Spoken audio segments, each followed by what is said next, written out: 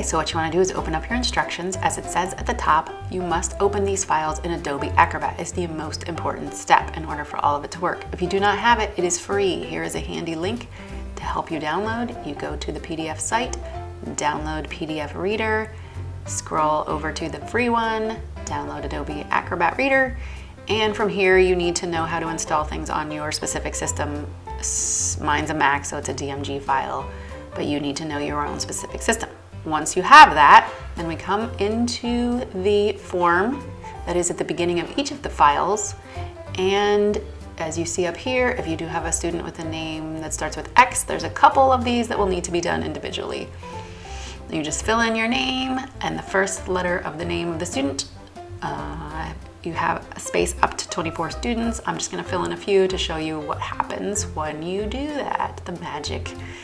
So we're gonna type in just 5 names to start with.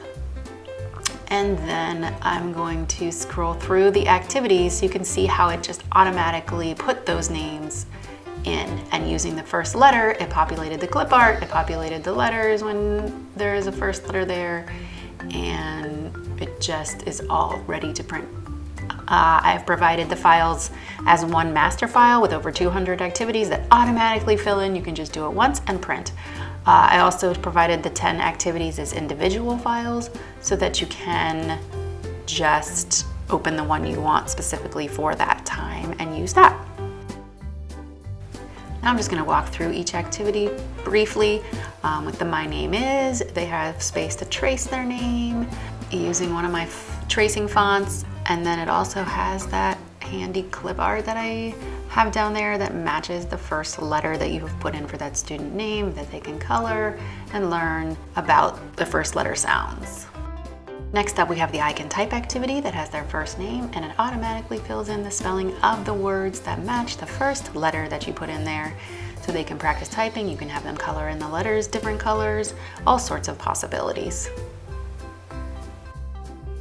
This one's my favorite. The Same As Me ABC puts their name, and then it has the 4 matching clip art with the words that they have to find and color or circle that match the first letter of their name. It's important to note with this one that you might end up with a duplicate with the first word. It just means there will be 5, or you can just go in there if it bothers you and type a different letter and a different picture will appear. Also included is a handy weekly practice sheet to track their progress with the dates and with those matching clip arts for them to color.